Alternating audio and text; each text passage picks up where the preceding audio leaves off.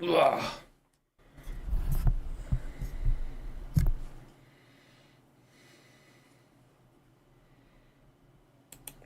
Hello, ladies and gentlemen. Welcome, one and all, back to the Steelchair. Sponsored, of course, by a fun drink.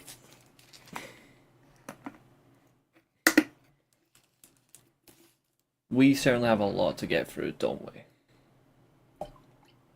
Just got to refill my glass. How is everybody? So we got Zodiac and Catherine in the chat. We'll probably cause some chaos. No, because I am the Steelchair. I run this place. We have got a lot to get through tonight, so let's make it short, sweet, unless you're very small.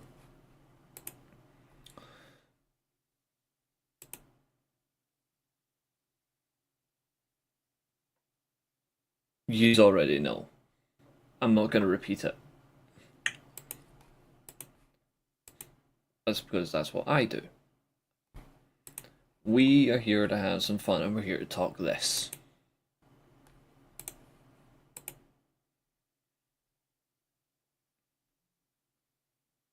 Couldn't help but not include that Alexander image from his debut just because it was cool.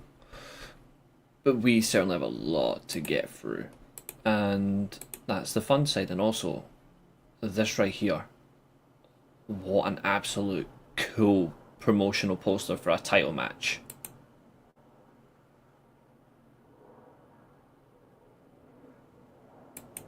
Not gonna lie, that's impressive. And also, we've got this one to talk about. Oh, yes. We got some sky blue. And also, we're missing something. Oh, that's it. Hold on.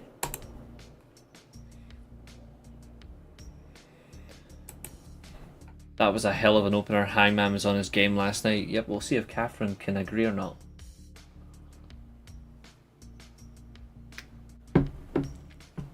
There's a lot of comments in there though. So let me see what we got.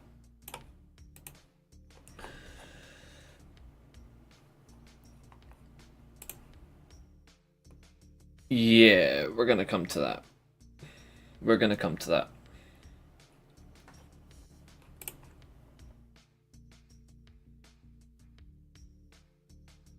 Mm-hmm.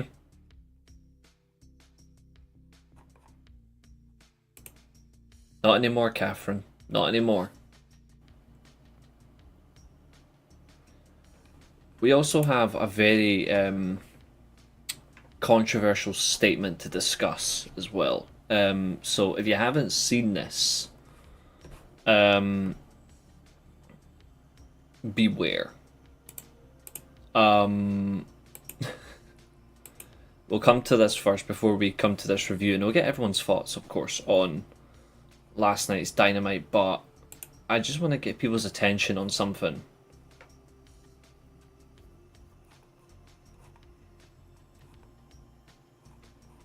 See if I can find it.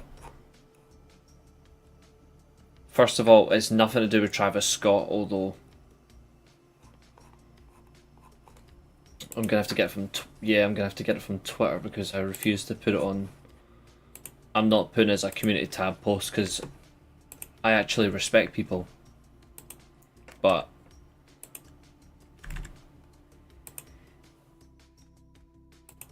this is be alarmed.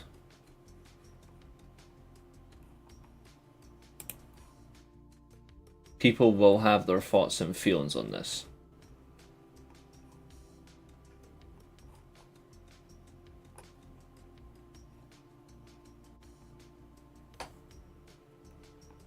Oh, nice. Tiffany Neves won the NWA Women's World Title ahead, Women's TV title ahead of the Crockett Cup. Nice.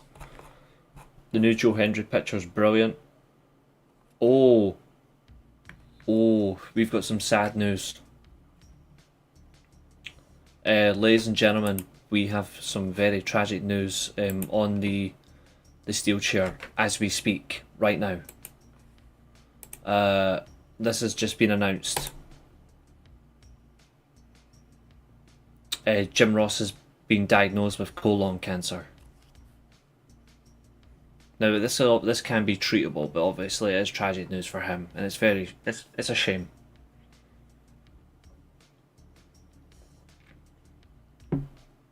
Let's send our wishes to JR in the chat, everybody.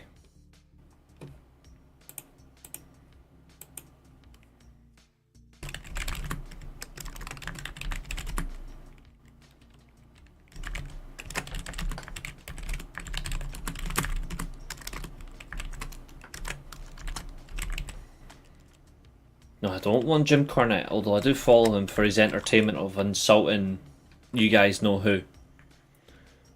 I like when he insults Vince Russo, alright?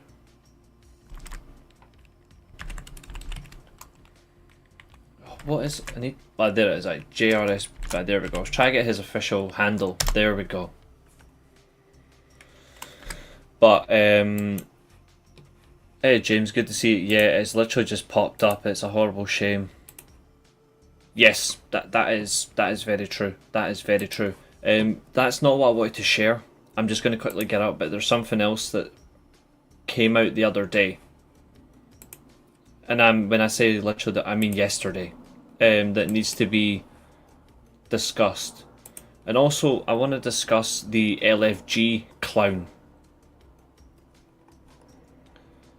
But I want you guys to give me your thoughts and opinions on the biggest hypocrite in professional wrestling.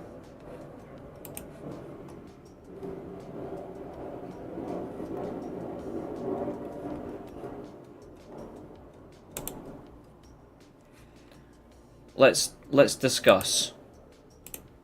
Again, whatever you think about it, that's fine, but what's your thoughts on this? And this came from the horse's mouth.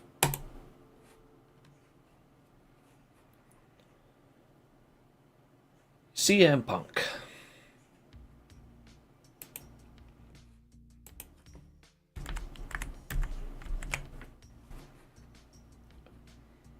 Now, I don't give a flying fuck about Fightful.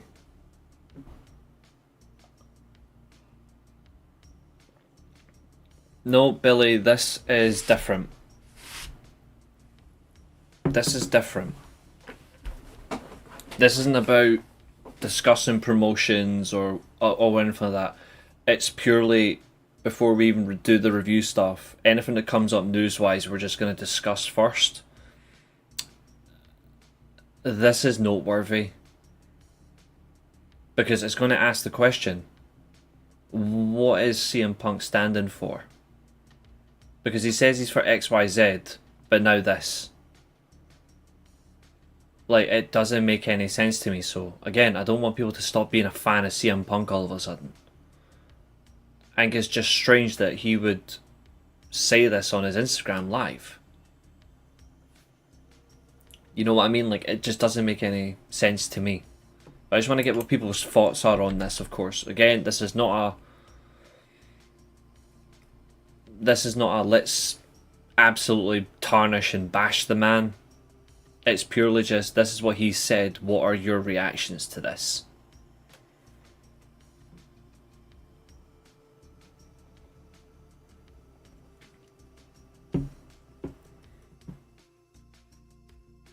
Just your thoughts and feelings, of course. That's all that matters, really.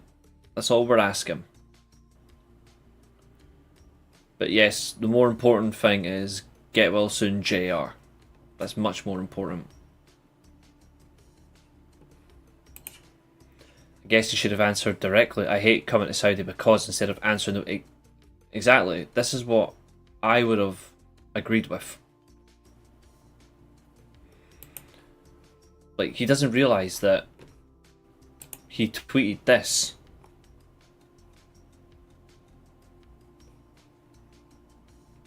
Or are we supposed to forget that he did this?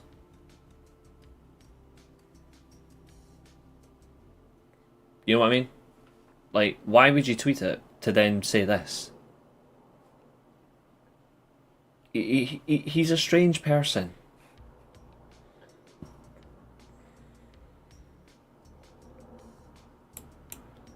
Now, but here's the thing, and this is what I'm getting at, Billy. This is the part that bugs me. Why would you say it in the first place and then end up going? Like, you wonder why people can't take these words for shit? You know what I mean? Like, if I said I would never go to Saudi, then I stand by it. I'm never going to go to Saudi. Or I'm not going to watch Saudi stuff again. Spoiler, I will not be watching Saudi stuff again. If that is what your word is, then go for it. You didn't need to tweet that crap a couple of years ago, and you didn't need to do this now. It seems hypocritical. Yeah, this is what I'm getting at, James. It's a weird contradiction that makes no sense. Why do it in the first place?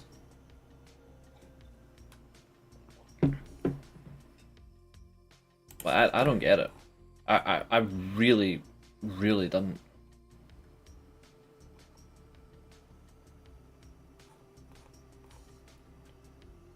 Let's see if we can find some fun stuff.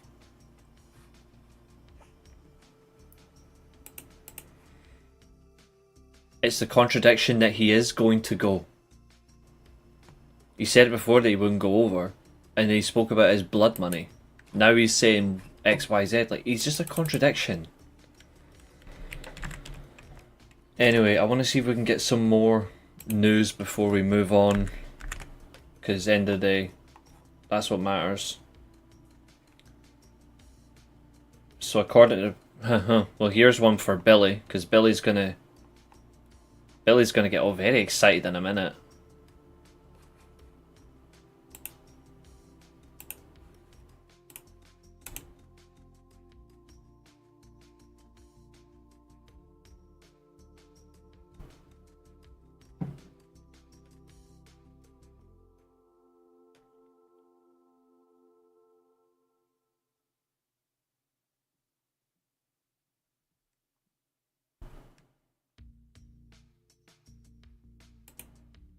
Brock's never coming back. And she's getting the match against Charlotte Flair, though. She is fucking screwed.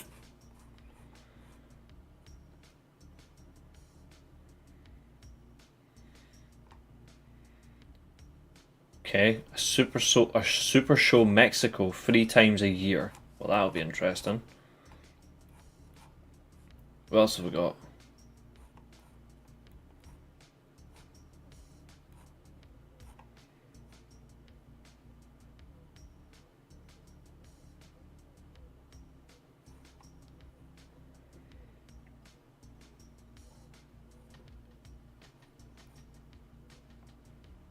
Evolution 2 is expected to have upwards of 7 to 8 matches, maybe including a battle royal. A sleeping tablet. You're my guy. Unfortunately, I'm going to have to upset you guys. Now, I've put it on the community tab, but this is an addition to it, and then after this, we're going to get into what really matters. This.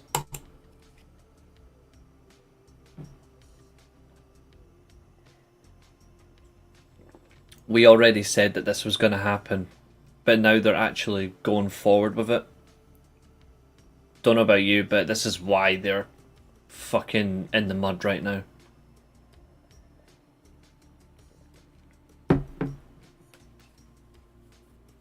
This is embarrassing.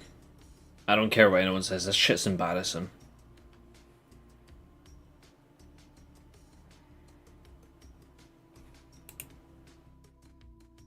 Correct.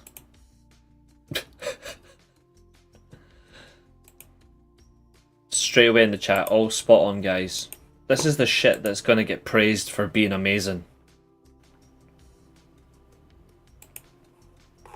When it's absolute horseshit. Tater Scott. In other news today, which I found was absolutely funny, Joe Hendry is a Hearts fan.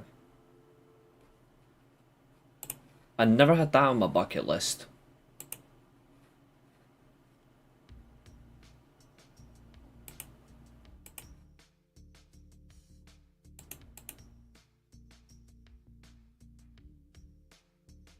He was literally, yeah, he was at Tynecastle. Look.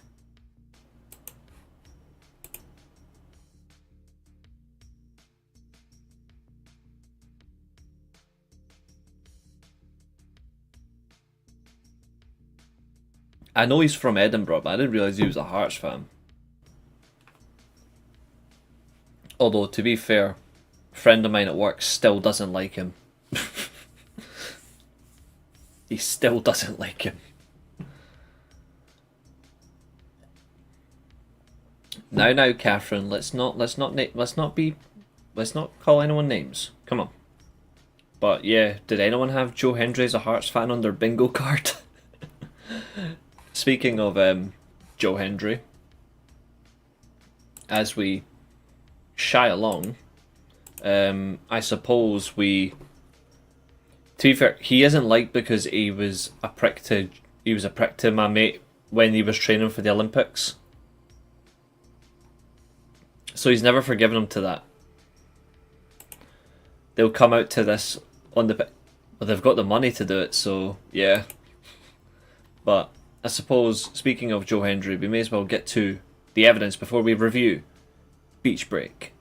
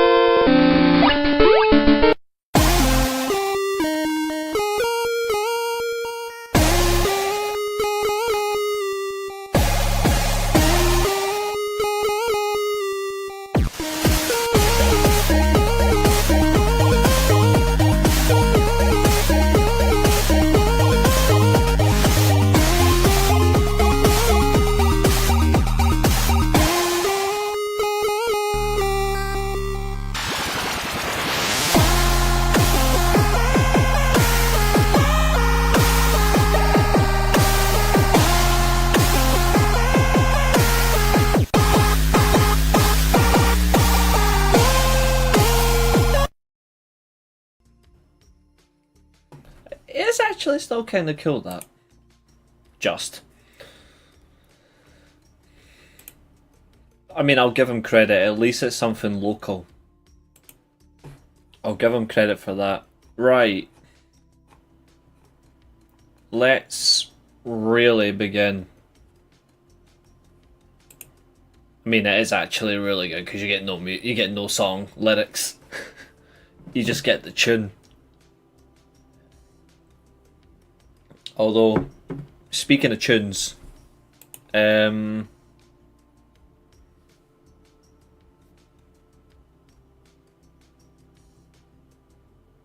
was that saying? Oh yeah, Travis Scott being a good rapper. Oh god. I mean, I meant it as a joke, because he's not. I thought I'd have a little bit of a laugh on that. Okay. Right then. Ladies and gentlemen, may as well just get straight into the obvious question. What did we think of Beach Break? What did we think of the first of the two Beach Break specials? The Dynamite one. Obviously, Collision one you can watch in your own... The Collision one you can do in your own merit, but... What did we think of it? In circumstance, like, did you like Beach Break? Did you think it was better than expected? Do you think perhaps there could be some elements that could be improved upon? Well, let me talk to you. So, what did we think of Beach Break? And don't sugarcoat it either. Like, go guns blazes. I want to hear it. Like in the drops. Cheers, Nick. I'm borrowed them from a friend who's actually happy to let me use them. That's because I'm making the moves.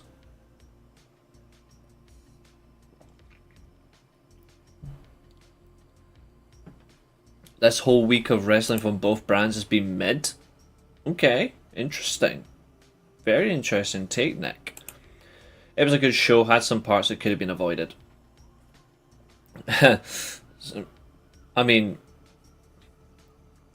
I'm not gonna mince words, but I'm sure that we can all hop along from one segment.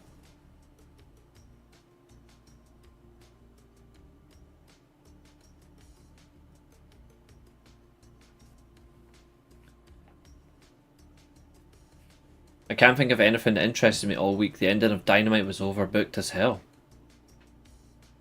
I appreciate the honesty, my friend. I appreciate the honesty. I think that's the most important thing.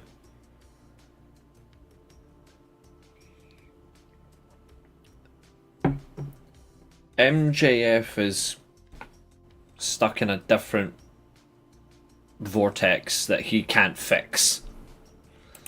AEW is getting better overall, though. I appreciate that. Right, you need to stop with the Hangman hate, Catherine. Behave. He's in a story. Chill. MJF and Stokely Hathaway, on the other hand, I agree.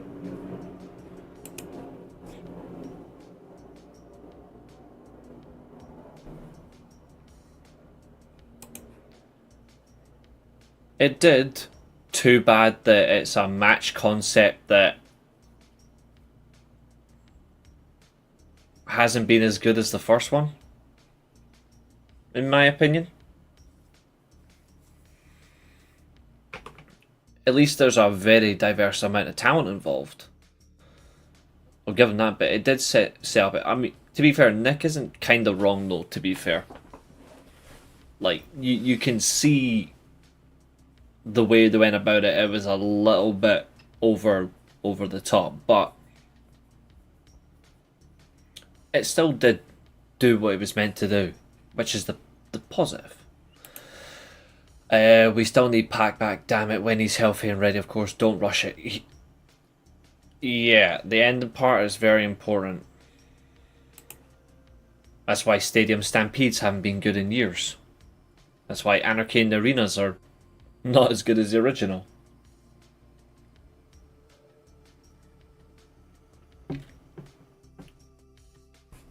You can have good ones, but you'll never top the first one.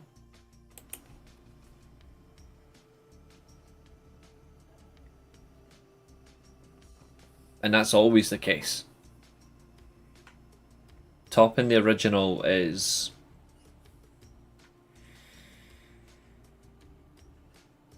it takes a lot of special commitment to do that. Put it this way. Really not easy to do. And I'll give you a perfect example of something that was done that has never been topped. And you can try and debate it, which is okay, but... Alright, Maria, what's happening? I'm going to say, truthfully,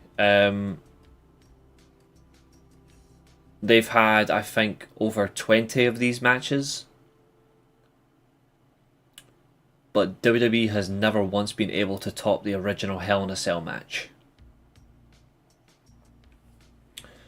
Now, obviously in the chat, throughout the show, send our wishes to JR. Obviously he's been diagnosed with colon cancer, so if you haven't seen that news,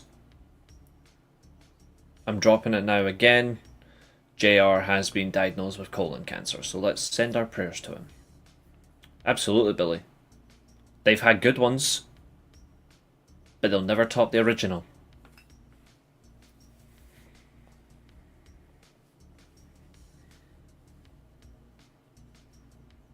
Yes, Billy.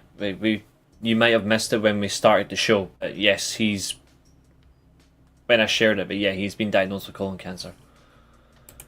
Props to Nick Wayne, leads B block with 6 points on defeating the best Super Juniors. That is correct. That is correct. Like, he does lead it.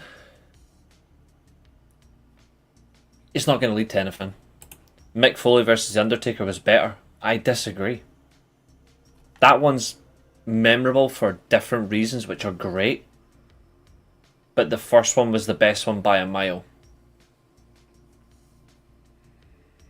That one, however, is incredible. Oh, dare I say it? Dare I not? Nah, I'm going to just leave you guys thinking. Yeah. It is. And I'm gonna say this in the worst way, because there's like another 2 weeks, 2.5 weeks to go of May. Yeah, yeah, 2.5 weeks, 16 days. I'm gonna say this, and I really hate it. I got a fear there's another one or two moments coming. I want to be wrong. I want to be wrong, but I can just see it, because that's two in the matter of days of wild shocks. Not often I want to say the words, I hope I'm wrong.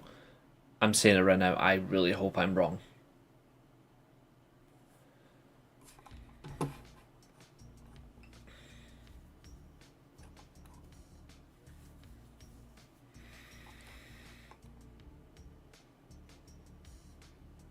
Speaking of where I hope I'm wrong, I know I'm not going to be wrong on this one.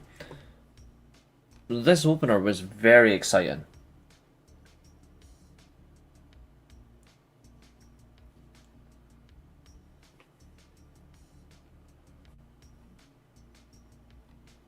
Yeah, Jay Roberts is still with us, thankfully.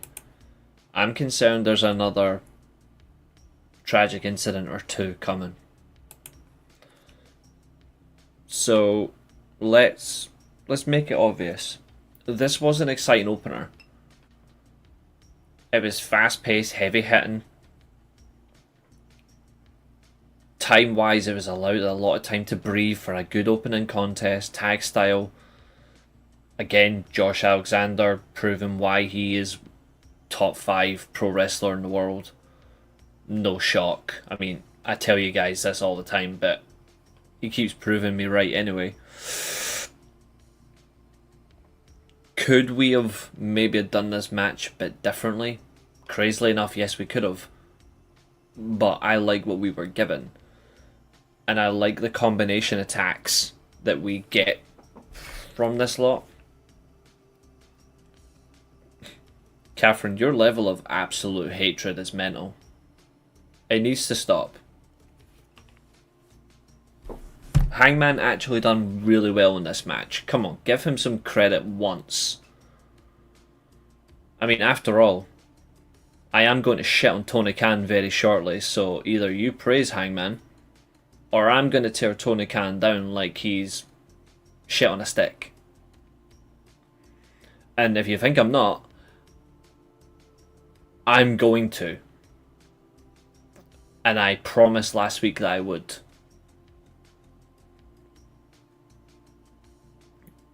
Very well. In that case, buckle up, because he is getting brutalized. So, this was a very exciting opening contest. Like I said, you've got 4 of AEW's best wrestlers involved, so you know that it's not going to be misstepped or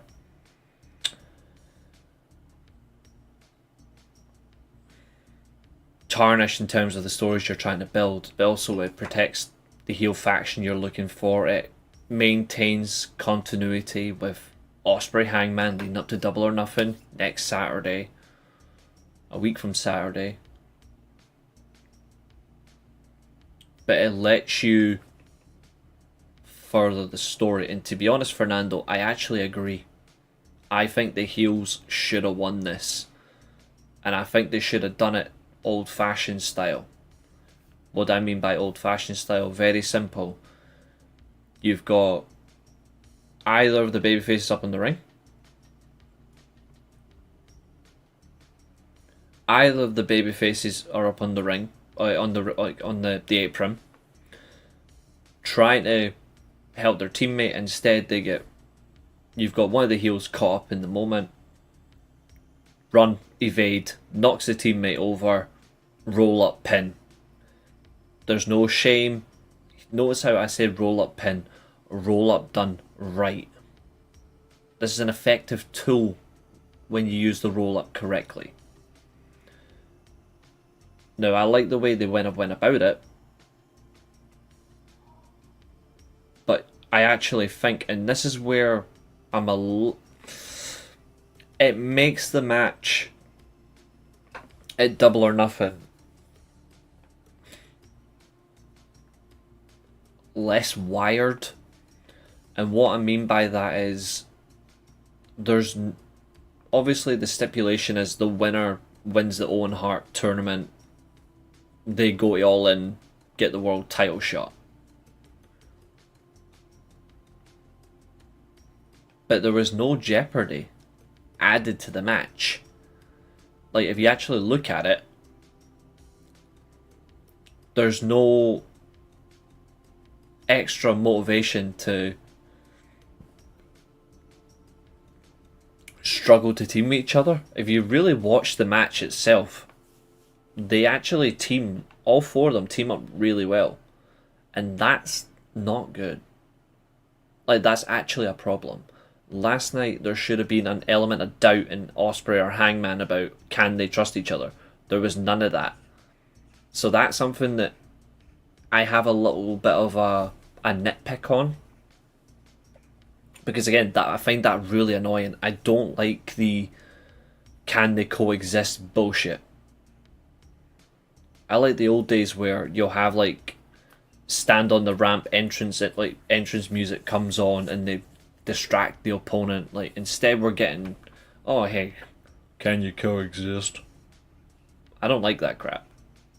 Respectfully, I don't. I hate roll-up wins if they're constant, Billy. But when you use them in the right context and it's just there, it's not a problem. It's not a problem like that, you know? So I would have liked it like this, because at least I can justify why I would use the roll-up. I have opinions on the main event, but I won't spoil it. Okay. That is true. WWE did run the coexist storyline to the ground, but it's constant. It's horrible. And Zodiac, you've just echoed my statement. I don't like that. Is exactly it. If they're getting ready to wrestle for a number one contender spot, why are they trusting each other? I would be very hesitant to consistently tag in, tag out, protect them. If this was me wrestling this match, I would be hanging one of them to the ground. I'd be like, I'm not helping him. If he wants to force tag me in, then cool, but I'll be sitting on the steps. Let the bastard get injured. Or at least let them get hurt. And then I can take advantage at the pay-per-view. Job done. But, yeah. It was fun. I liked it.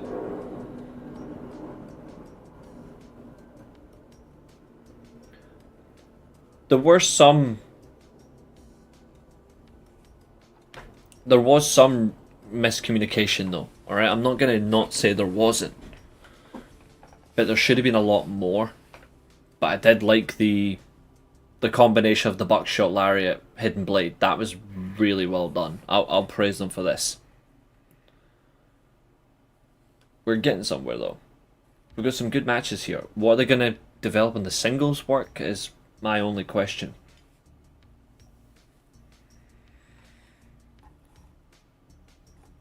I'd like to see more of these.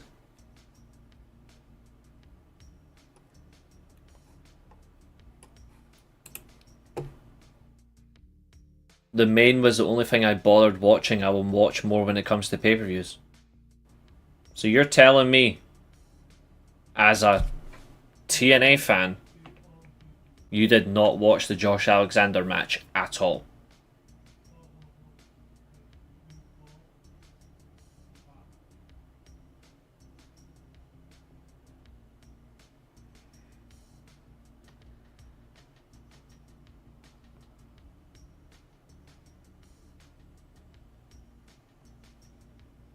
Which actually has story implications. Yeah, it's good for her. Like, she's re-signed. It's good for her. She values her position. She values where she is. She thinks that she's in the best place for her, which is nice. So I'm glad for her. It's a multi-year deal, so it'll be, what, 2-3 years, but that's still good.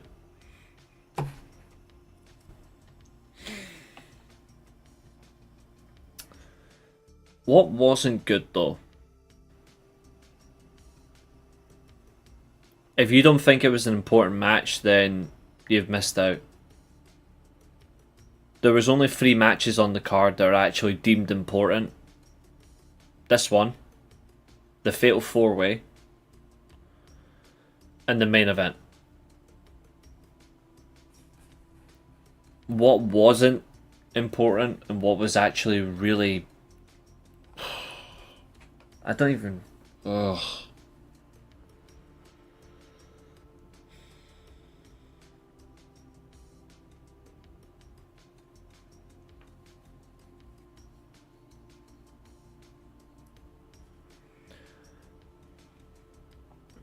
Exactly, Zodiac. Spot on. Last night there was a match that was aired.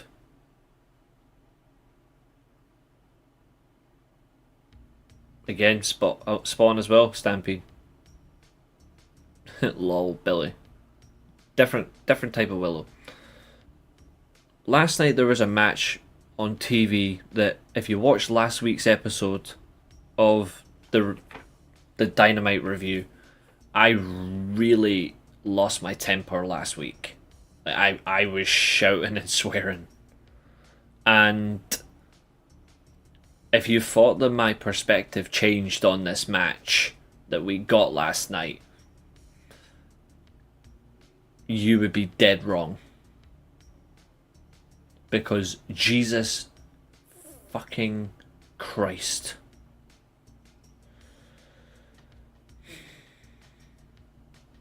It is 2025, and yet we seem to be stuck in 2003 with Mr. Hopalong.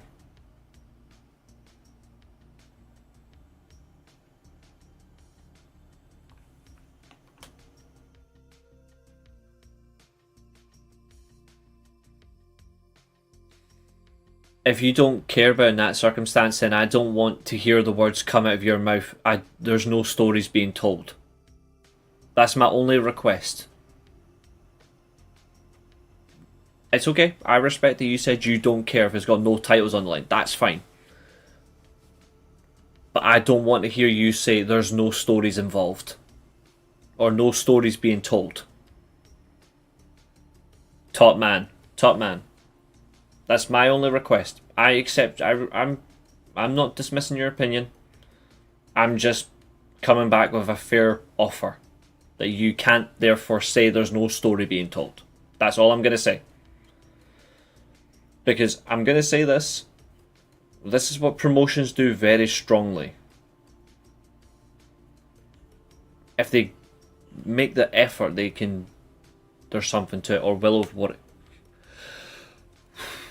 I forgot about Warwick Davis. He's that bloody short.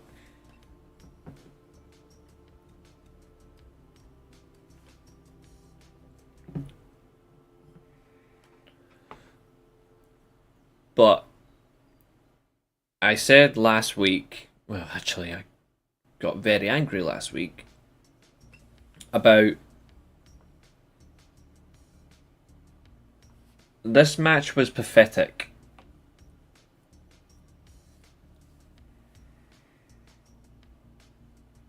And I get that, Stampede. I get that.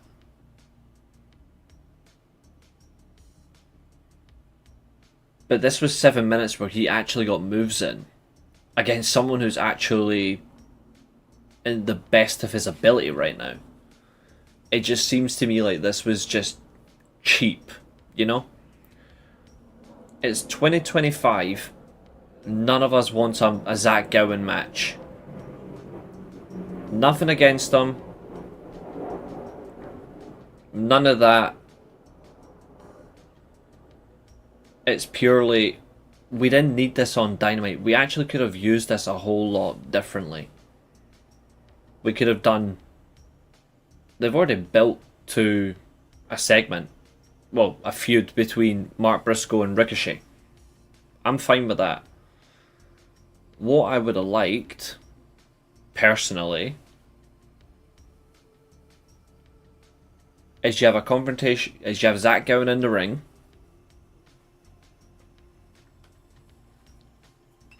Now, we know he can defend himself, so I'm not going to suggest that he has someone fight his battles all of a sudden.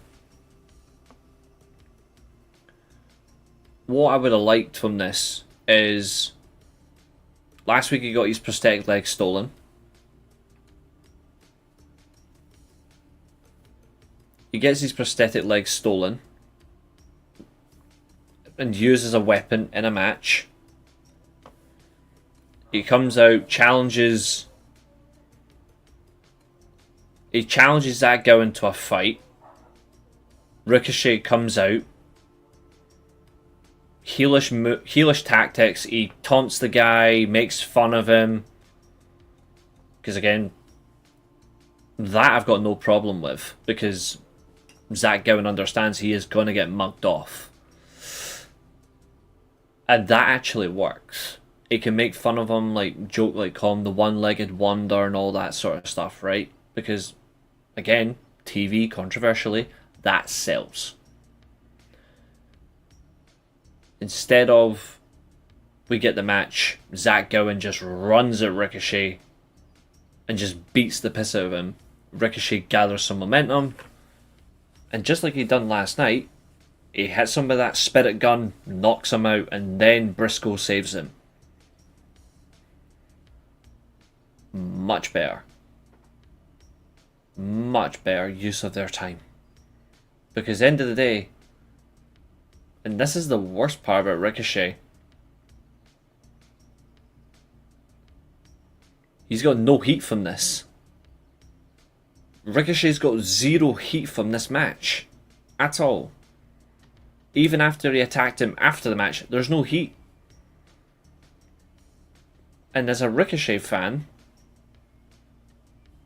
I feel a little bit let down by that. But what will turn this around, however, he's going to get heat. He's going to get heat from his feud with Mark Briscoe. Because I guarantee you, he's going to bring up his brother. He's going to bring up Jay Briscoe. I did for a long time, Billy. I did. I hated that he had nothing to offer. He was doing nothing. And he felt bland. And I didn't like him initially straight away. You actually go back and listen to what I've been saying since Ricochet joined AEW. It took me a long time for me to actually say, you know what, this might actually work for him. It's only been the last couple of months where I've actually went, you know what, I'm liking this. I'm liking what I'm seeing from him. But it took him a long time to convince me. A long time. Swerve and Hangman are not going to be tag champs. They're just going to have a tag match at All In. In terms of championships, Hangman and Swerve are going to come across each other in the Continental Classic leading up to the World Title match at World's End, which neither of them are going to win.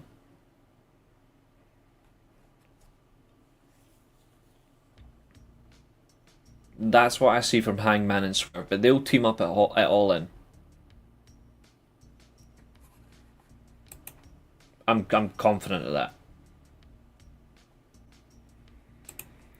It's not about he needs to stop booking matches like these. It's who he has involved. So here's an example of something he should never book again. Those Costco weirdos. Never book them again. If you're going to book Zach Gowen,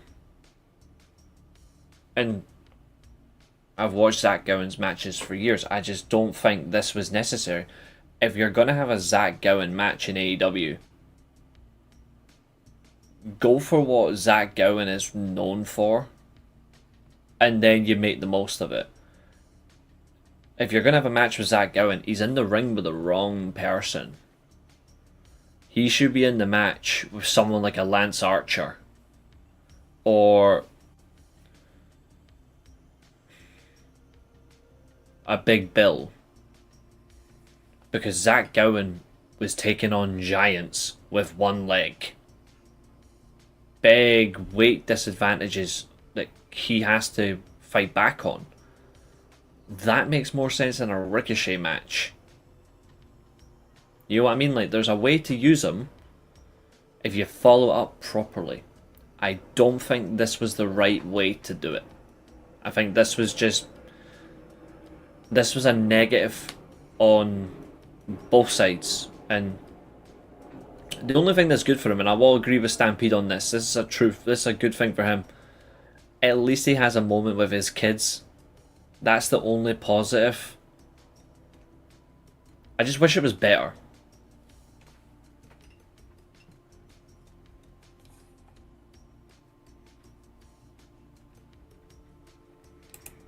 Not just Brock Lesnar. Remember, he did have matches with the Big Show. He had matches with the A-Train.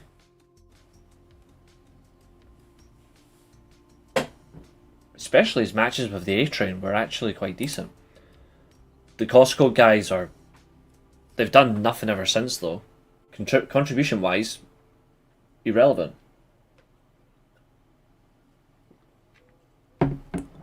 They're just like Max Caster.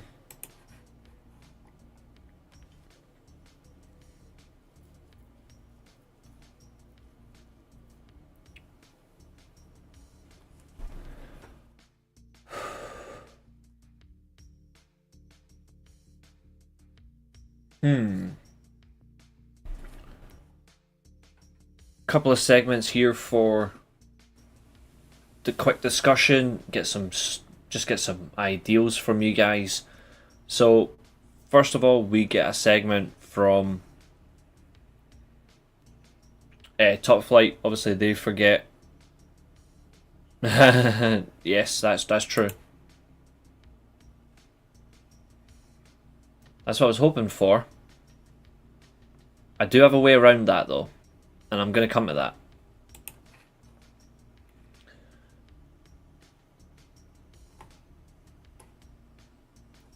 So, we have a segment here.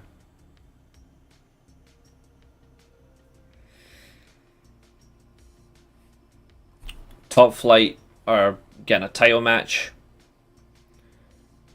We get a quick... Because obviously they have a match with the Hurt Syndicate. The Hurt Syndicate come out to the ring after speaking to MJF, telling him that he is summoned to the ring after their match. Again, I like the choice of words. I like the way they force it upon him. Good work by Bobby Lashley, MVP here. Hurt Syndicate come out to the ring.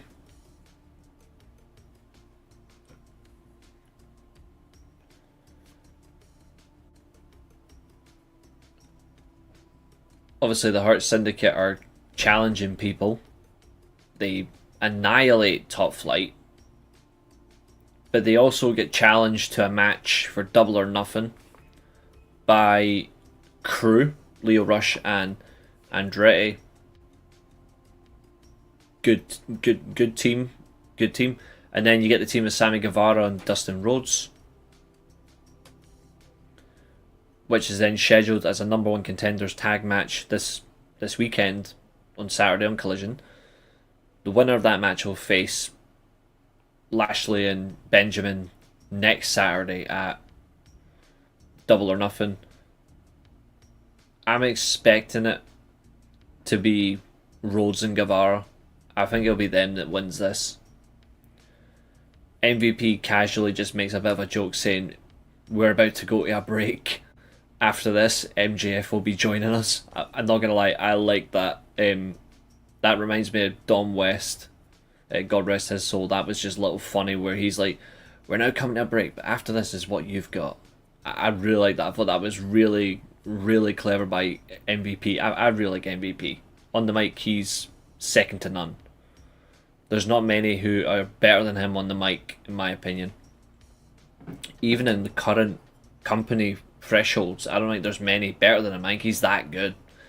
I do agree though, MJF Hyde was a little dumb. In terms of who I think is going to beat Mox, I think Zodiac is likely right. It's going to be Will Ospreay, but I wouldn't book him. I wouldn't book Ospreay to win the title. I think he's the wrong choice. But this is what I'm coming to in Stampede. That you've you've kind of raised the point, and you've also asked the question, which is really important as well.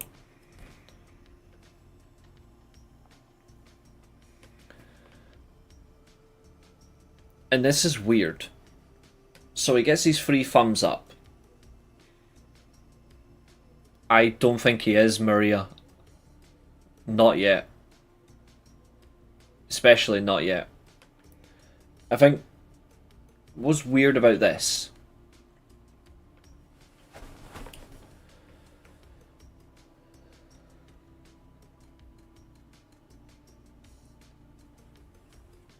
he gets his 3 thumbs up, and then next week he needs to sign a contract over legal counsel. You've just wasted weeks of, oh yeah, you need to get thumbs up to join us. It's just bloody, it's bloody moronic. I don't think Cedric Alexander should even be signed by AEW. I don't think they need another signee. I think they need to concentrate on their own roster. To me, if you're adding another body, it just seems it seems cheap. I think adding another body is a bad idea.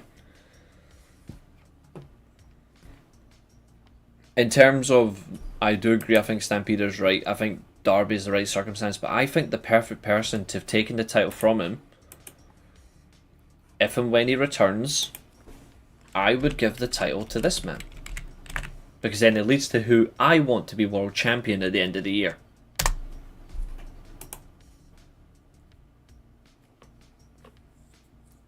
This is who should be winning the world title. Darby Allin, I've got no issue with Darby Allin. But I don't think Darby Allin is world title material. Not unless he has a short reign. I can't see him having a long reign. I just don't buy into it.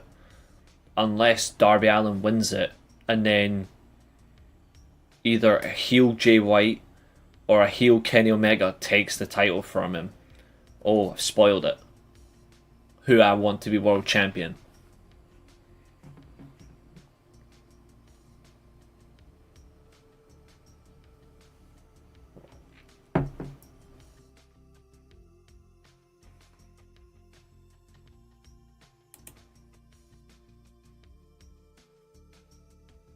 Is he though?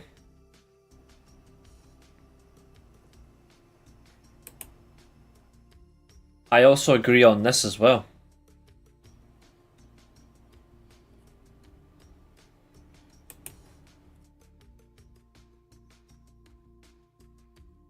Absolutely, James, you're spot on.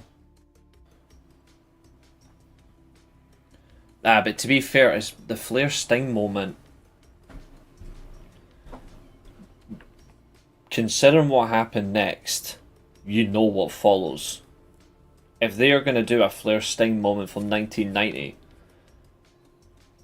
you know where the belt's going to gravitate to. You know what I mean? I'm liking the possibilities though.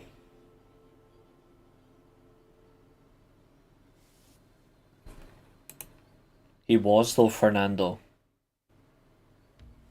He was. And then what happened? He lost to a one-legged MJF. Possibly. I just hope that they don't try to treat this like the NWO. Darby Allin's your Sting.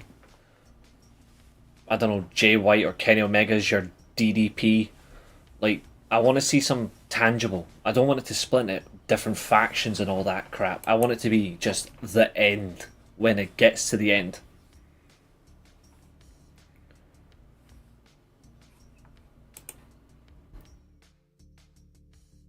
Kyle Fletcher's world champion?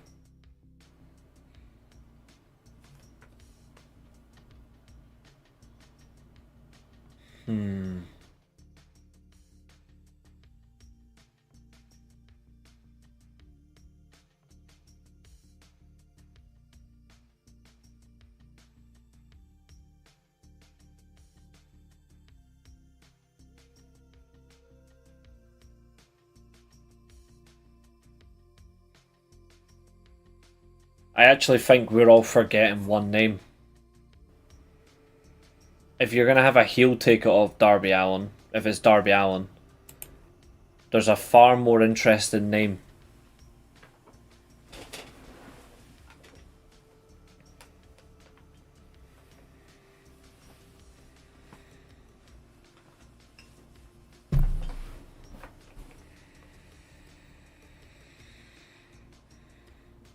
I think Kyle Fletcher's decent in that circumstance, but I don't think he's world championship material. I think he's a solid mid-card champion. I don't think he's... I would not make him world champion. Not when you've got the likes of Takeshita and Josh Alexander who are far better than him. I just couldn't do it.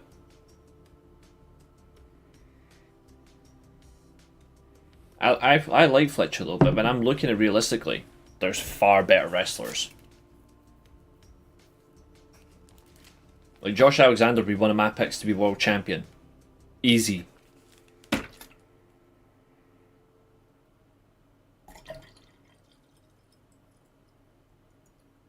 But if it's Darby Allin specifically...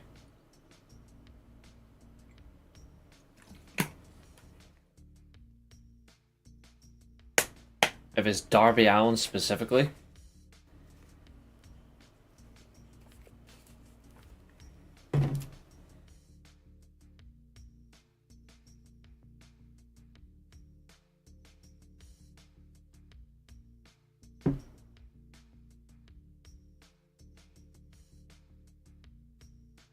Darby Allin doesn't lose to heel Kyle Fletcher. If you deep it, Darby Allin would lose to Jack Perry. And trust me, I don't want that. I'm just being logical.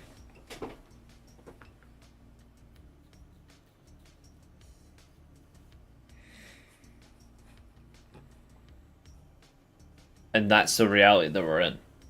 At some point, they are going to clash again.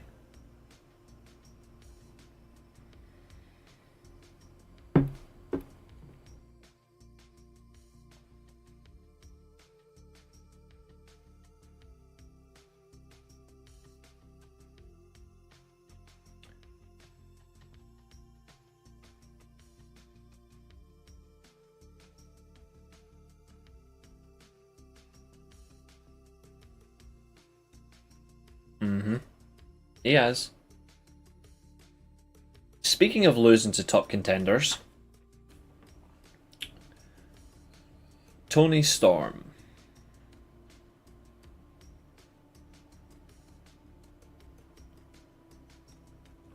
Quite the match that you've got ahead of you. I mean, two examples are on screen.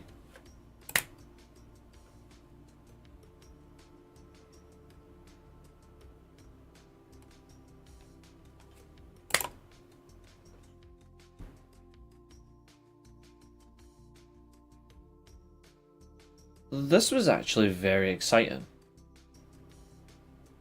And I credit them for this. I don't know what Jack Perry's contract situation is. I'd like to know as well, because I'm eager to see. He does need a little bit of a repackage. He needs a bit of repackaging. Christian Cage is another one, by the way, when it comes to Darby Allin.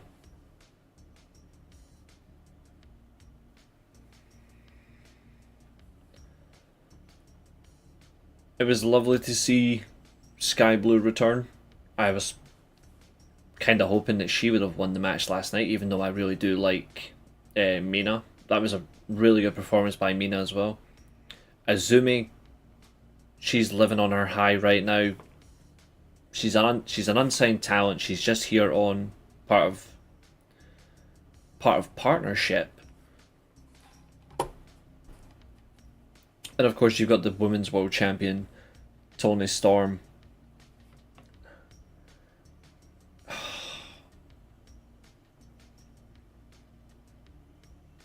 I really have got an issue with these matches.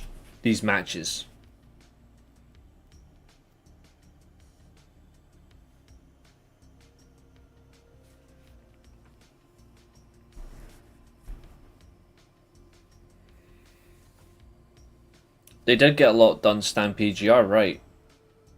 I know she's signed to Stardom. What I'm saying is she's not a. She's an unsigned, as in she's not a AEW signed talent. She's unsigned to them. She's just here as a partner. But in terms of this, you've got 3 AEW talents. You still get the teaser for Fekla, which is great. The match between Jamie Hayter, Mercedes Moné is building steam. Again, really done well, this post-match segment. You add in the excitement. My arm's really sore. And my shoulder. You add in the excitement as well that your champion actually now has a title defense. Oh, if anyone thought that Gabe Kidd was an AEW signed talent, they're delusional. He's not. But he is part of the Death Riders. Like, he is part of the Death Riders now. Especially when he ejects himself from War Dogs. Which actually helps him any better because he's going to get what he deserves, and that's the G1 win.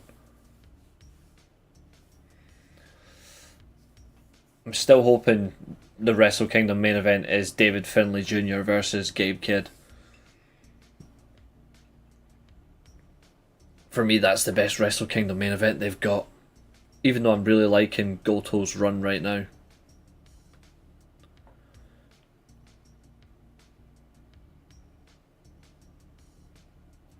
Oh yeah. He'll still return at some point though. I'm eager to see what he has next though.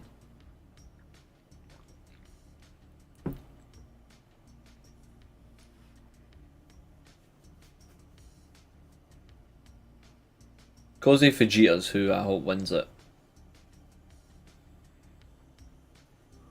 He won't though, but I don't want Hiromu Takahashi to win it again. Because I'm getting sick of him winning it. Even though I like the kid. I'm sick of it.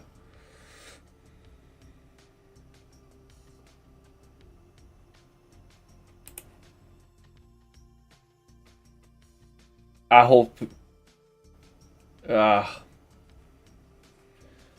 know who you're talking about. And I hope I never see him again in the wrestling ring. I really do.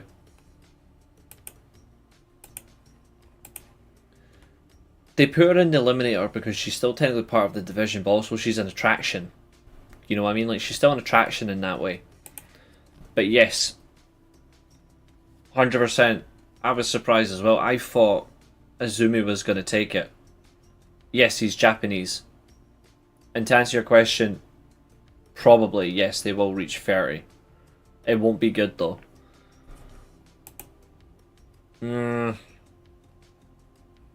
Maybe.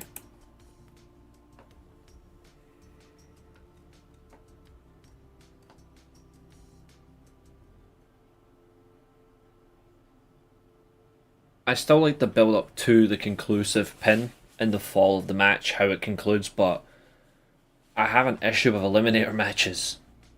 I prefer good old fashioned number one contender matches. If the champion just beats all the eliminators, she ain't gonna have title defenses. I want to see Toni Storm wrestle competitively, but she doesn't need the eliminators. They're being overdone. I know people like the eliminators, and that's okay. I've got no issue with what people like and what they dislike. I just don't want to see them. And it's kind of a coincidence that the tag title match is going to be decided by a number one contenders match. Good old fashioned old school. Which I like. That title reign is soon coming to an end though. I like TGP, but I don't think he'll have a singles title for a while. Another one anyway. Mina has a new theme song. Then fans complained. And it's been changed back. Just a heads up.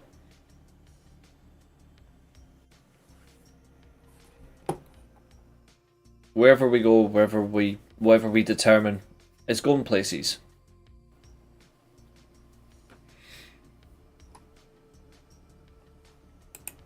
Because that's what these eliminator matches are. These eliminator matches are literally, she competes, beats the competition, they don't get a title match. She probably is. And then drops it at Full Gear. Either Full Gear or World's End, she will drop that title.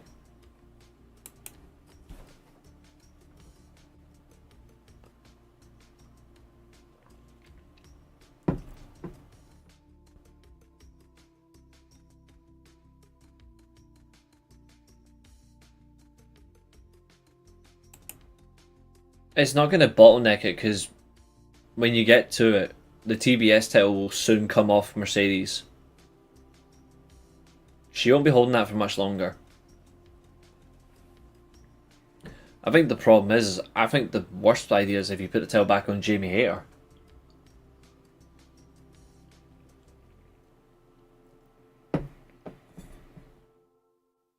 I still think soon you'll get that Megan Bayne title reign.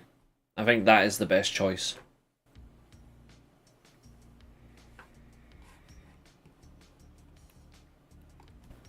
What isn't the best choice, however,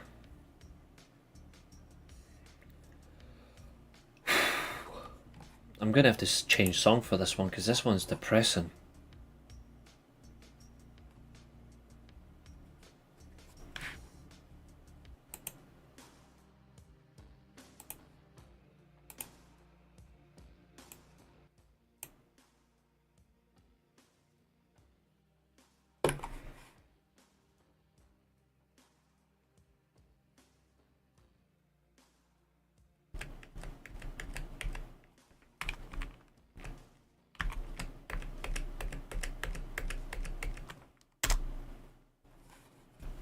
Two seconds, my mouse is misbehaving.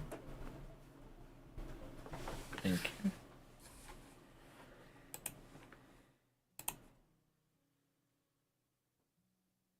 Orange Cassidy.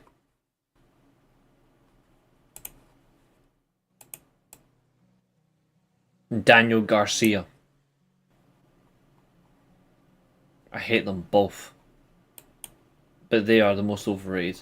And they need to go. If AEW honestly lets them go, I'll be very pleased. And also, actually, one more. Eddie Kingston. Fuck me, he is so overrated. And he is terrible. He is so terrible. I know he's been injured for a long time, but that still won't change my opinion on him. He is incredibly overrated. All he does is a bloody spinning back fist. And those horrible chops.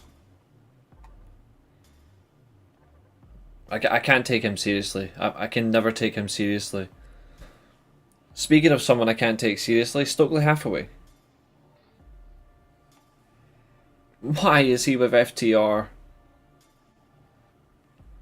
Jesus Christ.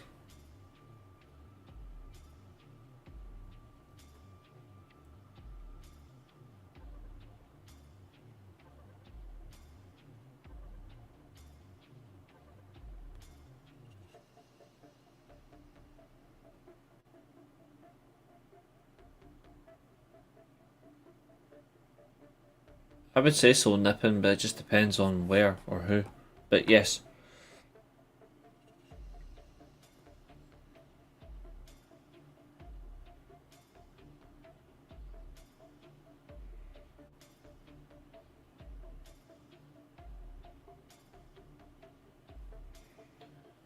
Stokely Hathaway with FTR. Oh, they would with either of those two, yes. Easy. Stokely Hathaway with FTR is when you know you're in steep decline.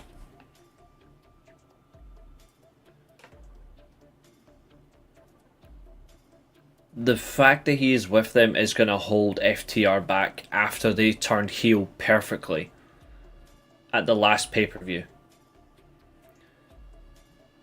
as a heel tag team, FTR are right there. Brilliant.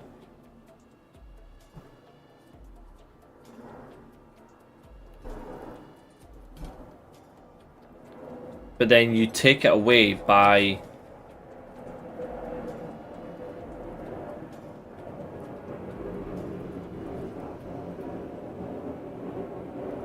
quote unquote making them feel like a bit of a comedy act. He is stupid, Maria.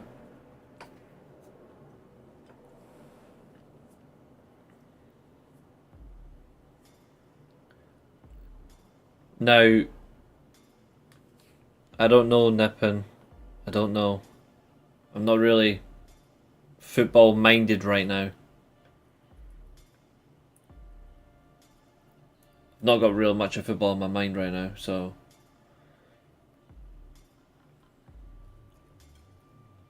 Nigel McGuinness apologising to that bum Daniel Garcia is horrific. And then he's like, I'm afraid to wrestle FTR.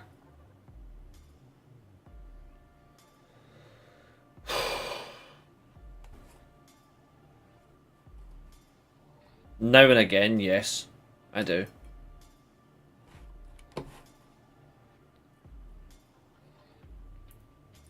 Now, the only good thing that's going to come from this is Copeland returning a Double or Nothing.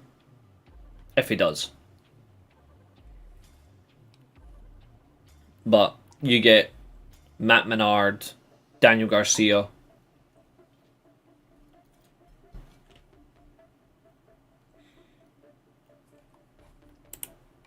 Yeah, I hear OVW's hiring.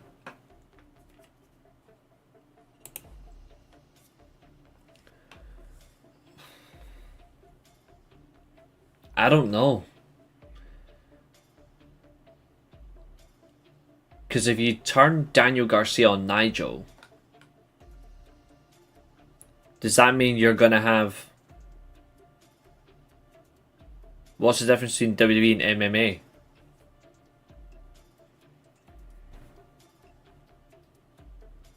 Well, to put it this way, there's a lot more violence and they don't pussy about it. Neither was I. If you're going to have a Daniel Garcia turn on Nigel, does that mean you're then going to have a 6-man tag or whatever it all in between Nigel, Copeland and Christian Cage? Even though it should be Cage and Copeland versus FTR. Versus Daniel Garcia and FTR as a 6-man. I don't know. Unless you still have the tag team match and you have Nigel versus Garcia. And Nigel just beats the hell out of him. I don't know what you're going to get from this. I can't take Daniel Garcia seriously. I can't. After they put him with Jericho, I lost every bit of interest in him.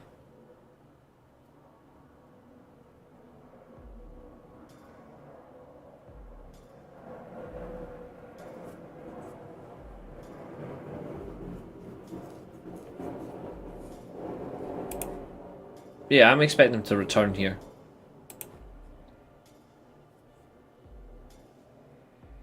Christian will team with Copeland. The patriarchy needs to end.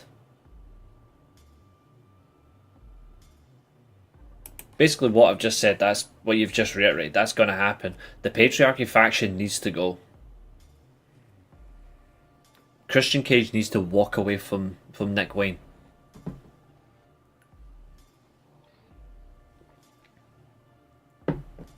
Because it's actually not getting you anywhere now.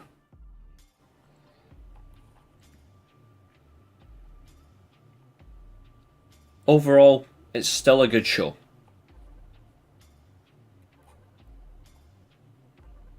I just think this segment may have been a little bit better if it was done differently. Speaking of... Well, now we're really going to see what people think. We're going to hear maybe some different opinions now, I think.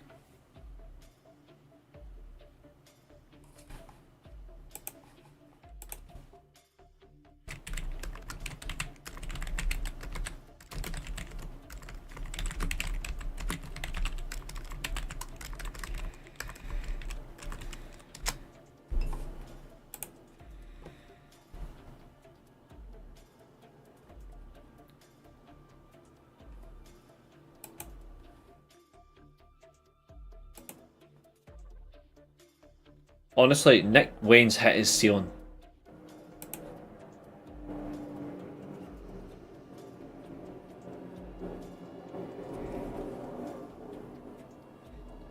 The only person I feel sorry for this entire faction is Kip Sapien. Because he's not going to get anything after this. He's not getting anything after this. Copeland at least adds some energy to Christian Cage. Nick Wayne's not going to go anywhere except for Ring of Honor. What's Kip Sabian going to do? Mother Wayne should be told to go away for good. I don't see what's coming from it. A bit boring, why? I was thinking that a year ago. I don't now. He's just the same as everybody else. Like, I want to see him do more than what he's doing to justify he's got a high ceiling. And when I say that, the eye test, not because of Cage Match, for example, where a lot of people are bringing that into here. I don't want it to be because of that. I think in terms of work-wise, he's got something. But I don't know. I don't know. Yeah, he's 19.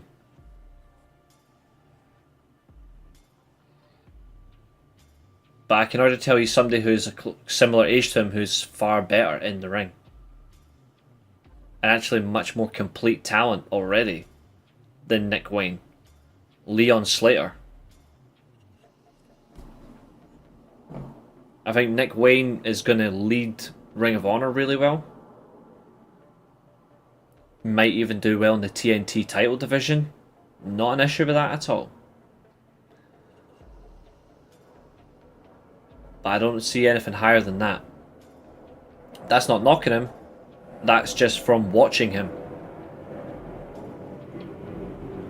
I think Leon Slater is honestly better than him. I really do.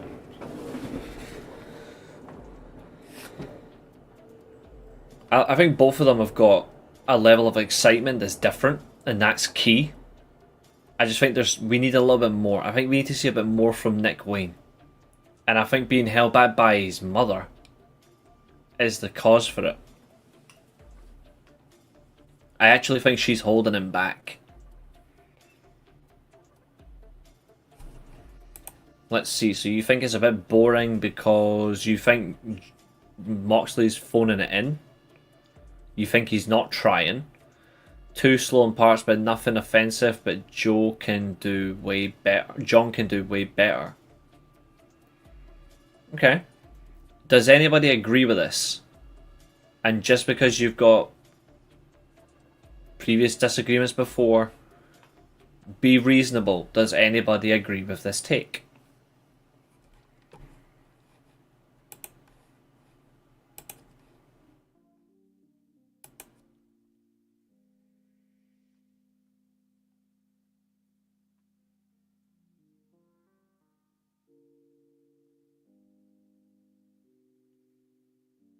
I'm going to say on a limb, by the way. I think there was something fundamentally wrong with the match, by the way.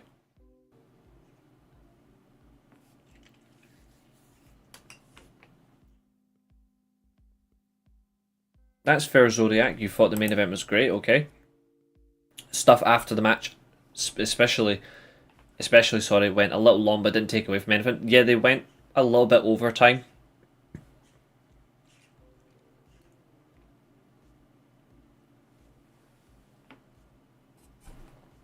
But in concept, yes.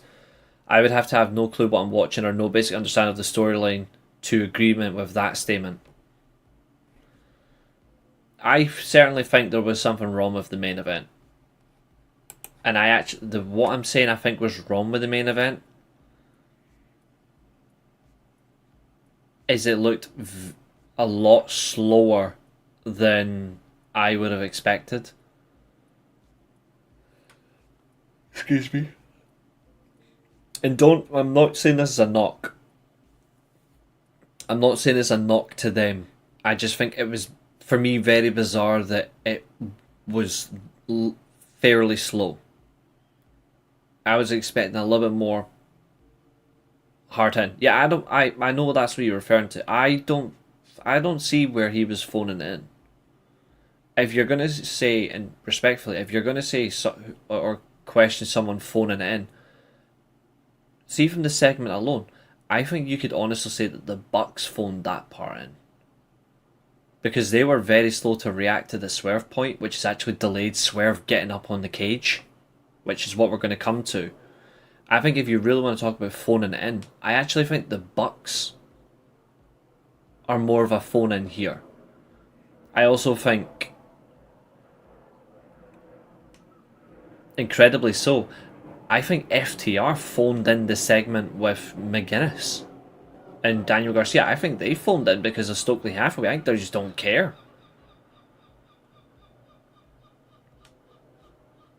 Yeah, I think that's a reasonable take, James. Making an effort over time, which delayed the post match segment. I think if we got the post match segment, say 5 minutes sooner, I think we would have got an even better ending to Dynamite than what we already got. Same way, but 5 minutes sooner. Maria says that it was very mid. Okay, what was it about it that you thought was mid? Just out of interest, what was it that you thought that made it a very mid cage match? And honestly, I think what's worse.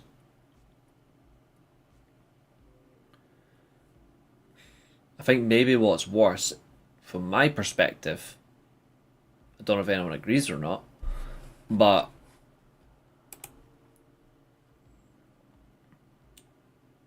when you look at the match itself, you're building up to Anarchy in the arena because that's what they're going for. Not a problem, by the way. But you still. Hmm.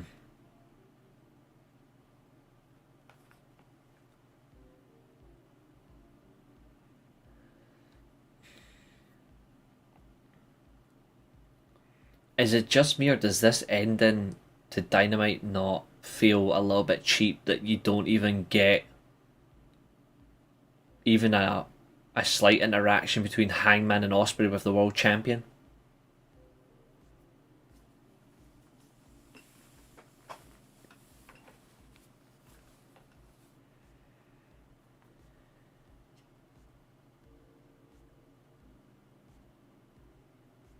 No, not in the slightest, but I've seen Samoa Joe work faster than that. Even in the last couple of years, I've seen him work faster. I mean, I've seen that guy live multiple times, and he's incredible. But I get your point. I just feel like, especially when it comes to the aggressive match types, Moxley does move a little bit faster than that. But I think what was really good though, and this is maybe a counterpoint to what I'm saying,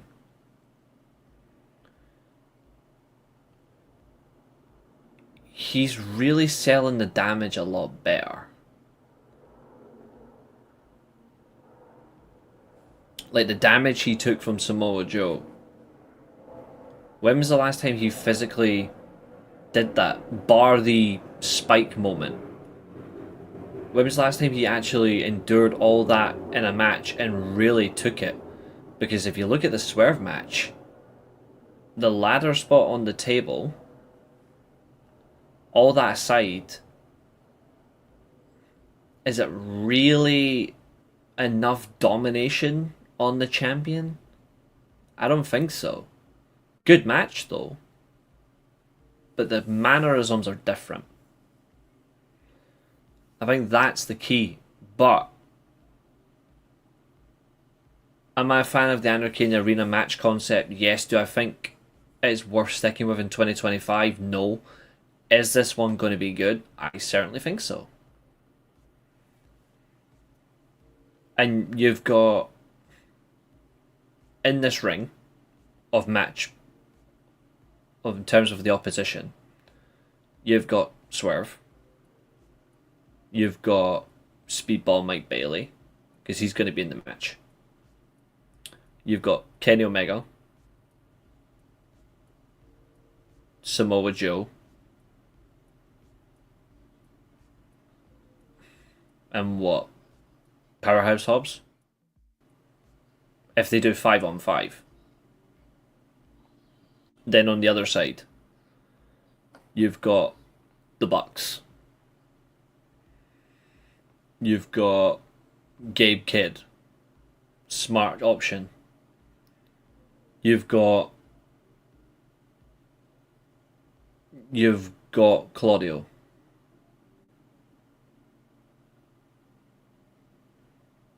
And then you've got Wheeler Yuta. Depending on what they do. Actually, and scrap that. Okada.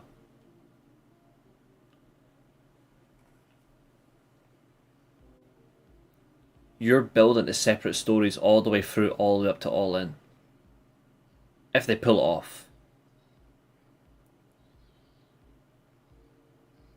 Like, there's actually a chance. Now, I'm saying this in the best way because I've not particularly liked these matches since the first one. But you have a good chance here to further extend and develop 3 stories minimum. And I'm going to challenge you on this. When was the last time an Anarchy in the Arena actually did that for anybody? I think it's only the first one that elevated or, well, never mind, added to or developed a story further. I don't think it goes as far as the first one.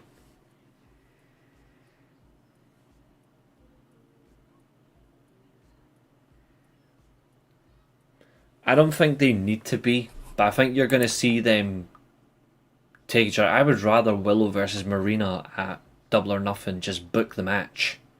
Just book it. Yeah, he was out there. That's fair, Maria. Again, I appreciate all your takes, guys. No, there's no... You're not going to get held down for your opinion. If it differs from in general, that's okay. I like the match, but there's some things I would have changed. Yes. That I agree with. I agree with that. And I also agree with you on this.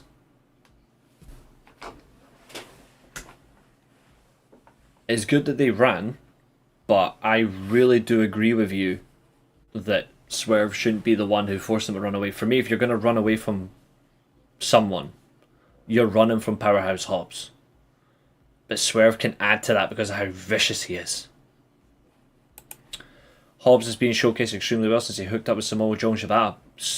I'm going to fundamentally say Samoa Joe and Shibata with Powerhouse Hobbs is better than having Hook in the group. So much better. I love the ladies getting involved in the Anarchy. Whatever they do, I'm happy with. I would have preferred they had a match together and then maybe still get involved. But I like this. I like Willow. I like Marina Shafir. I say good luck to them. They're not going to be in the match itself as like active competitors. But maybe they do a spot each. I'm okay with that. I don't mind either or. Catch my drift. I don't mind. In the meantime, I'm just going to quickly take a little short break. I'll be back in a second. In the meantime, let me hear more of your comments in the chat, and then after that, it's final thoughts and then Q&A. So I'll be back in 2 minutes.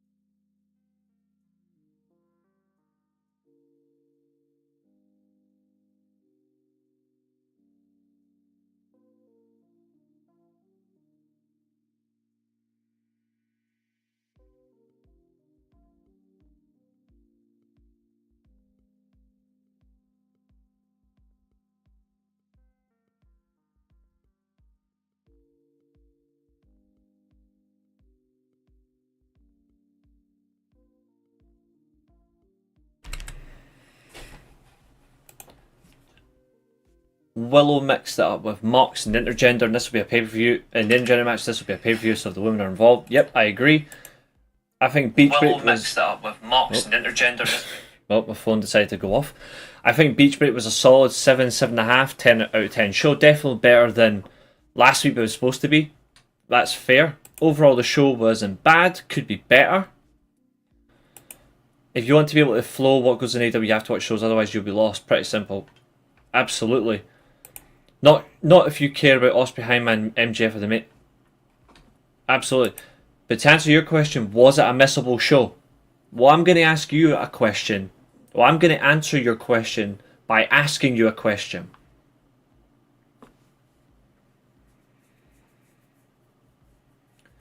You're a week away from a pay-per-view. You've got to make sure that the go-home show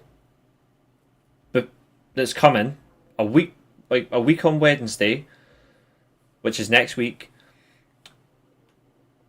You've got the go-home show. You need to ensure that you've got your stories going into the pay-per-view are not completely polished, but at least they are at that stage where they can really get the payoff at the pay-per-view. If you don't consistently build to that,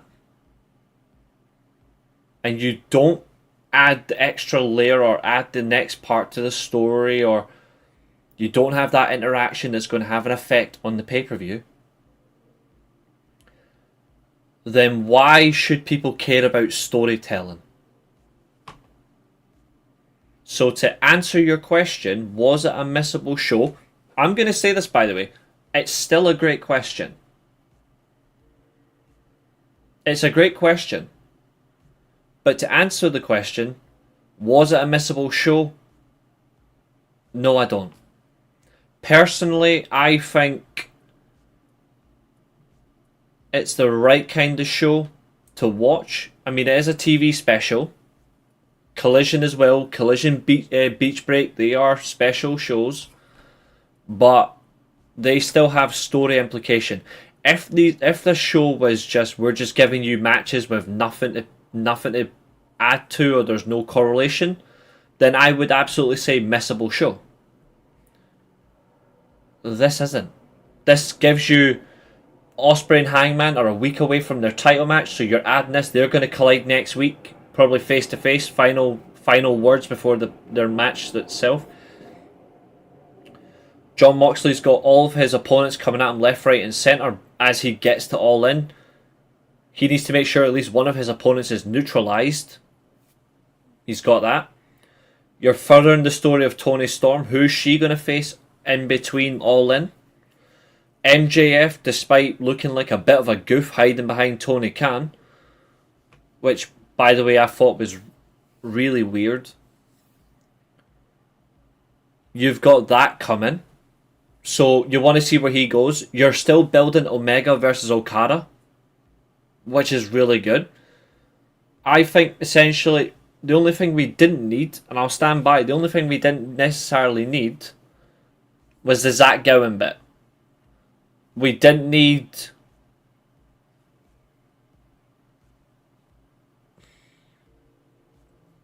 Yeah, we essentially didn't need that. We didn't need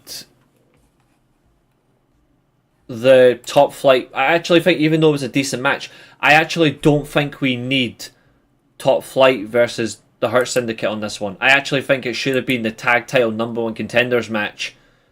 Just booked there and then by MVP. They get challenged, they just do it. Yep. This is why I'm going to say something. I stand by this. AEW have...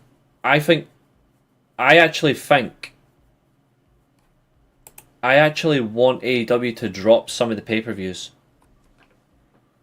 I actually liked when AEW were doing 5 pay-per-views, maximum 6 a year. They don't need to do a pay-per-view every month. It works for other companies, but TNA do 5 pay-per-views a year, couple of TV specials. AEW can do a couple of TV specials, but they were better with, say, 5, 6 pay-per-views. They don't need all those events. Now, people might like all the pay-per-views they've got. That's not a bad thing. I'm not saying AEW's pay-per-views are bad. I'm not saying that. I don't think that's the case. I'm just saying I actually think it was really good when they had 5 or 6, because you could really see all the feuds that were coming together and how much time and investment you put in. Whereas for some pay-per-views, you're building to a good feud. You've only got 3-4 weeks. Now, is that worth it? Maybe not. I'm not a big advocate for a certain amount of time of storytelling, but I actually think they can do it in the right way. I think 8 weeks is enough to build a really good feud and capitalise. You get the moment. All that time in between, it's exciting. But I'm still liking what they're doing. It is absolute. That's true. It's possibly the deal that they've got, where they've got to add more to their schedule. If that's the case, then fine. But I prefer it if it's, for me, if I'm booking AEW pay-per-views, I'm keeping Dynasty, Revolution, Double or Nothing, All In, Full Gear, World's End.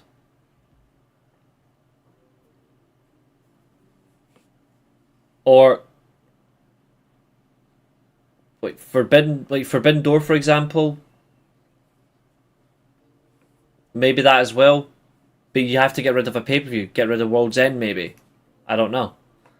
But I don't think they need all of them. It's not a knock on them. Even All Out. All Out could be a special. All Out's biggest problem is All Out is far too close to All In that it actually hurts the show. Even when it's good, it still hurts it because it's so close. You can't build to it.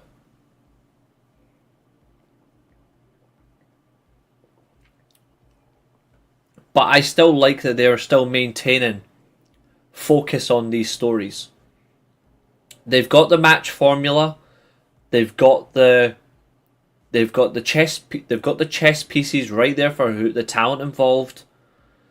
They just need to keep adding and adding and adding without needing to add more people. They've got the right amount of people there. Massive, massive bonus.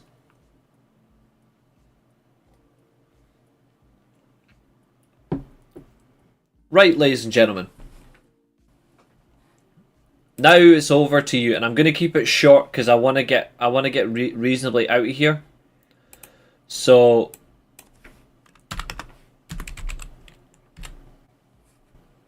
to yourselves,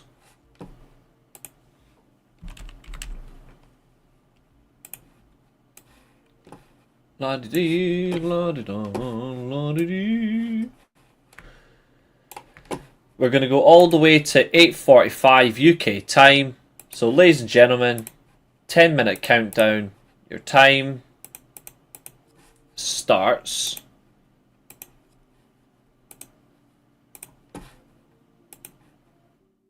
now.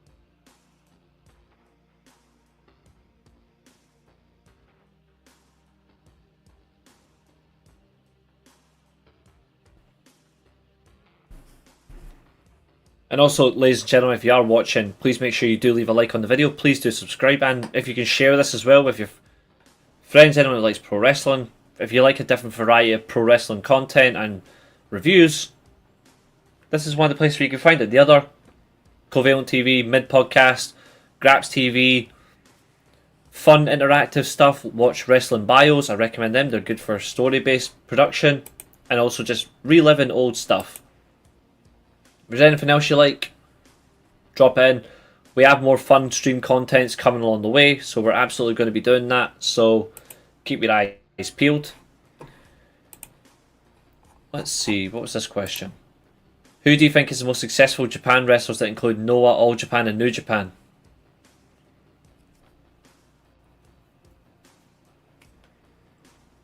Tanahashi, Nakamura, Naito, Ibushi, Misawa, Kobayashi, Bull Nakano, Jushin Thunder Liger, Great Muta, Okada,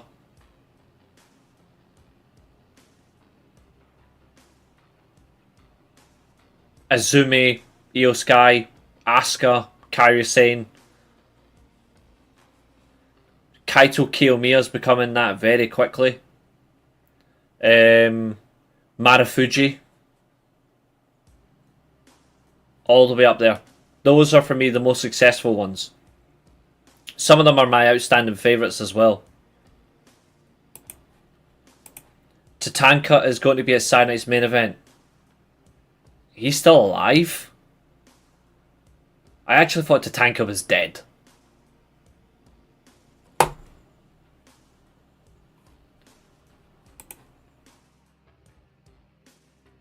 It has to be at least 15 minutes plus. If these two get less than 10... If these get less than fucking 15 minutes, I'll be disappointed. This has to be at least 15 plus. Because these two can really go. Especially the fact that these two can bump and sell for each other. Oh, I'm really looking forward to this one.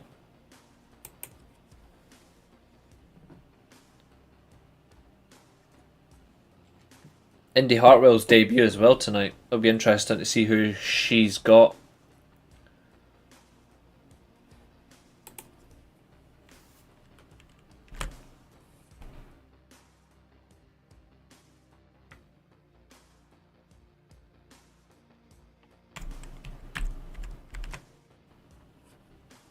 That's better.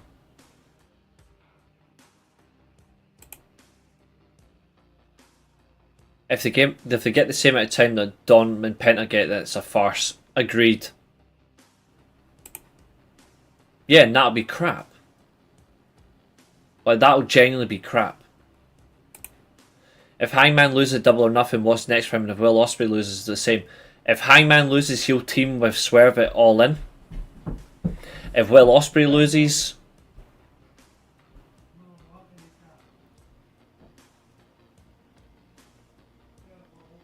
I would say he has a match with Josh Alexander or another match with Takeshita at All In. I actually wouldn't mind if he was to lose. I wouldn't mind Will Ospreay versus Josh Alexander at All In. That would really be cool, especially because for me, Josh Alexander's a top 5 in the world, if not top 3. Will Ospreay is really exciting. Either I'm expecting. I think Will Ospreay is going to win, but I think the story is Hangman's redemption. Whatever they do, though, it's interesting. Overall, it's interesting.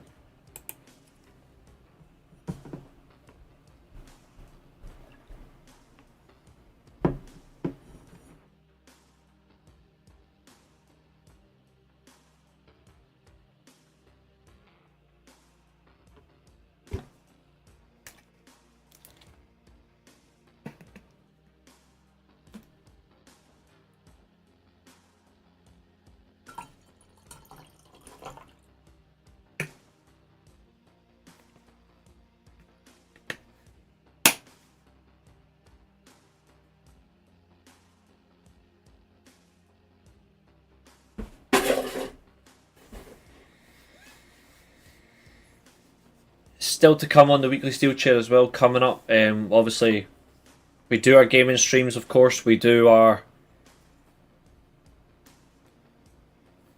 reviews. We do have the preview show for Double or Nothing next week. James, if you want to join us, for that, you're more than welcome, because obviously you're defending predictions champion. We also, I'm going to do more fun interactive shows now. Guy, you did suggest that should we do a stream about the IWC and our feeling about it? Well, that could be volatile, but okay. In terms of the bullying wrestlers series that we've been doing recently, obviously we bullied Hulk Hogan, we bullied John Cena, we bullied Logan Paul last night. Who do you want next from that roster? What is your favourite feud on the level of great matches?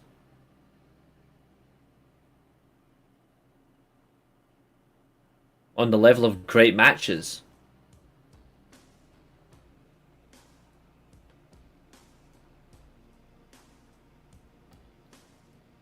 Specifically, it's 5 feuds. But if you want my favourite on the level of great matches,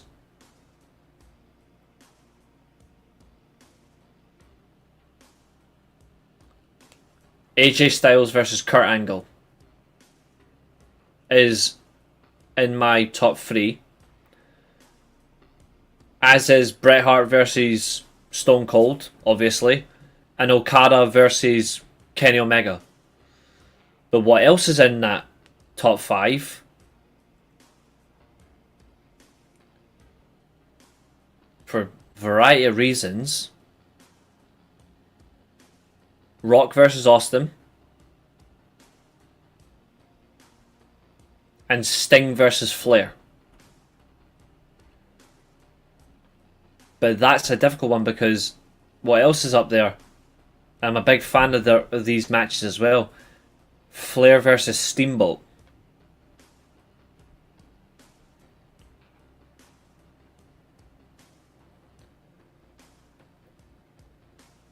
Tanahashi versus Nakamura. Styles versus Nakamura from New Japan.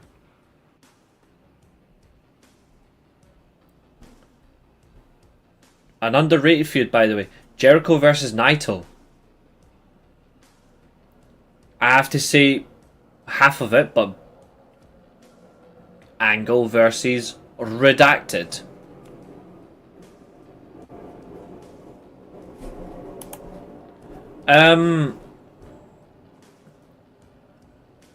Yeah, I would say so. But that also comes to conclude with Awesome Kong versus Gail Kim's also up there as well for me. Taylor Wilde versus Awesome Kong. And Sting versus Muta. Jushin Thunder Liger versus Brian Pillman's actually up there too. I love me some Jushin Thunder Liger. Greatest match wrestler ever. But then I would also say Guerrero versus Mysterio. Psychosis versus Rey Mysterio. Juventud versus Rey Mysterio are all in my personal favourites.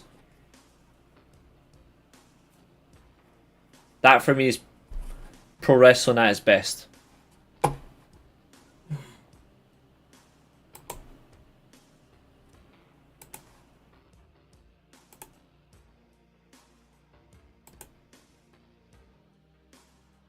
Samoa Joe versus Kurt Angle is also in my all time. If I'm looking for all my top 10s or 20s, that's also up there,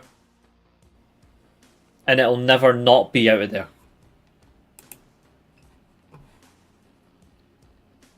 Beer Money versus Motorcycle Machine Guns.